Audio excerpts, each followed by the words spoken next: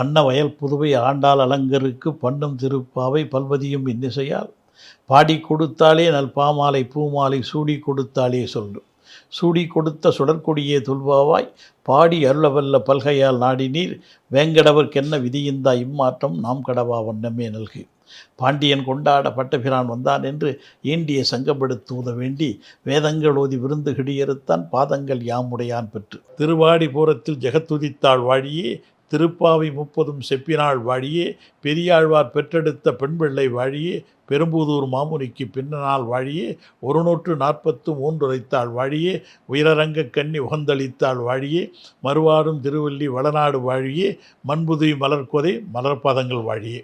அடியார்கள் வாழ்க அரங்க நகர் வாழ்க சடகோபன் தன் தமிழ் நூல் வாழ்க கடல் சூழ்ந்த மண்ணுலகம் வாழ்க மணவாள மாமுனியே இன்னும் ஒரு நூற்றாண்டிலும். ஆண்டாள் திருவடிகளே சரணம். 28வது பாசுரம். பேர் சொல்லி அடைத்தோம் பெருமானே பொறுத்தருள்வாய். ஆண்டாள் கற்பனை வானில் பறந்து கண்ணனை பிடித்தவள். கண்ணனை பிடித்தே ஆக வேண்டும் என்பதற்காக ஒவ்வொரு கணமும் துடித்தவள். அவனது திவ்ய தலங்களிலே பெருமைகளை கேட்டு நெஞ்சில் பதித்தவள். அவனது கல்யாண குணங்களை எடுத்தெண்ணி படித்தவள். துயில் என்பதை அறியாத கண்களோடு விழித்து கிடந்தவள். 15 வயதிலேயே முடிமாலை கட்டி முகுந்தனை ஈர்த்தவள். வானுக்கும் மண்ணுக்குமாய் வளர்ந்து நின்ற பாச தேவனாய் ஆக்கி பக்கத்தில் சென்று பார்த்தவள். ஆழ்வார்கள் ஆக்கி வைத்த ஆதி தமிழ் மழுமலர்ச்சியின் அழகுக்கு அழகு சேர்த்தவள். அவள்தான் ஆண்டாள் நாச்சியார். அவளின் வாயமுத பாசுரம்தான் வண்ணமிகு திருப்பாவை. மார்கழி திங்களில் மட்டும்தான் திருப்பாவை வாசிக்க வேண்டும் என்று பலரும் தவறாக நினைத்து கொண்டிருக்கிறார்கள். எப்போது பயின்றாலும் இனிப்பது, எக்காலம் ஆனாலும் சுவைப்பது, என்றென்று நினைத்து கொடுப்பது, இறைவனை பக்கத்திலே அழைப்பது, தேன் சுரக்கும் திருப்பாவை என்பதை அடியார்கள் உணர வேண்டும். இன்றைக்கு நாம் சுவைக்க இருக்கும் பாசுரம் கறவைகள் பின் சென்று காணம் சேர்த்து உண்போம் என்னும் 28ஆம் பாசுரம். இது நாள் வரைக்கும் நாம் அனுபவித்த பாசுரங்களில் ஆயர்பாடி கண்ணனை ஆராதித்த பெண்கள் அவனது பல்வேறு திருநாமங்களை சொல்லி போற்றினார்கள்.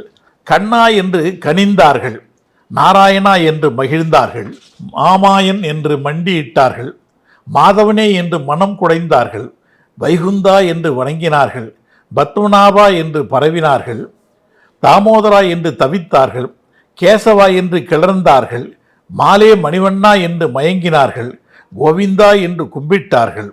ஓங்கி உலகளந்த உத்தமனே சிறுவனாய் நினைத்து சிறு சொற்கள் பேசி சிரித்து கிடந்தார்கள். அவை அனைத்துக்கும் பரிகாரம் தேடிக்கொள்வதைப் போல இந்த பாசுரத்தில் ஒரு விண்ணப்பம் வைக்கிறார்கள். அறியாத சிறு பிள்ளைகள் நாங்கள், அறிவு குறைபாடு உடையவர்கள் நாங்கள், மாடுகளோடு கானகம் சென்று கட்டு சோறு உண்டு காலம் கடிக்கும் கடைப்பட்டவர்கள், குலத்தால் இடைப்பட்டவர்கள். நீயோ அனைத்துக்கும் தலைப்பட்டவன். ஒரு அரசனுக்குரிய தகுதியும் தகைசால் சிறப்புடைய தலைவன் நீ. நீ வந்து எங்கள் குலத்தில் பிறந்தாய், எங்களோடு வளர்ந்தாய், எங்களோடு இருந்தாய், எங்களுக்கு நீதானே பெரும் தாய். இது நாங்கள் செய்த புண்ணியம் இல்லையா? அந்த புண்ணியத்தின் பயன் உன் பெயரை சொல்லி சொல்லி கூப்பிட்டோமே. ஆயர்குல சிறுவனை அழைப்பது போல அண்டம் அளந்தவனை அழைத்தோமே. எங்கள் அறியாமைதான் என்னே என்று அகம் கசிந்து நிற்கிறார்கள். 1000 திருநாமங்கள் அவனுக்கு உண்டு என்றாலும் அவன் நாமங்களை தாண்டி நம் சேமங்களை பார்ப்பவன் என்பதை குறிப்பாக உணர்த்துகிறது கொள்கை பாசுரம் இது. அறியாத பிள்ளைகள் அன்பினால் அடைத்து விட்டோம், அதற்காக சீறி அருளாதே என்று செப்புகிறார்கள் பெண்கள். கண்ணனின் சீற்றத்தை கூட அருள் என்றுதான் அடியார்கள் பாவிப்பார்கள் என்று சொல்லும் அழகுதான் வைணவத்தின் சிகரம். ஆதி மூலமே என்று அழைத்த கஜேந்திர ஆழ்வாருக்கு மோட்சம் கிடைத்தது. அதேபோல் அந்த முதலைக்கு பாவ விமோசனம் கிடைத்தது. அதுதான் சீறி அருள்வது. அன்பர்களின் குறைகளை தீர்த்து வைக்கும் ஆண்டவனுக்கு குறைகளே கிடையாது.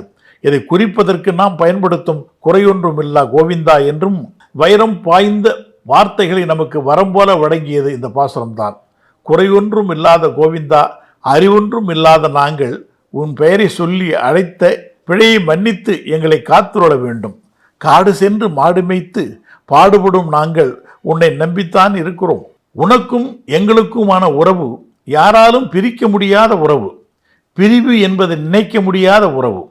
நீயே எங்களுக்குத்தான் தாயாய் இருந்து, தலைவனாய் இருந்து, அதற்கு மேல் எங்களுக்கு இறைவனாய் இருந்து அருள் செய்ய வேண்டும் என்று ஆன்ம முதிர்ச்சியில் நின்று பேசுகிறது இந்த பாசுரம். பண்பட்ட திருமால் பக்தர்கள் பூசித்து வாசிக்கும் புண்ணிய பாசுரமாகும். இறைவன் என்னும் ஒற்றை சொல்லால் உணரப்படுபவன்தான் 1000 திருநாமங்களை கொண்டு அழகிலா விளையாட்டு நிகழ்த்தும் அந்த ஆழிமடை கண்ணன் என்பதை அழுத்தம் திருத்தமாய் கற்பிக்க பிறந்த பாசுரம்தான் இந்த கற்பக பாசுரம். நாளைக்கு சந்திப்போம். நன்றி, வணக்கம்.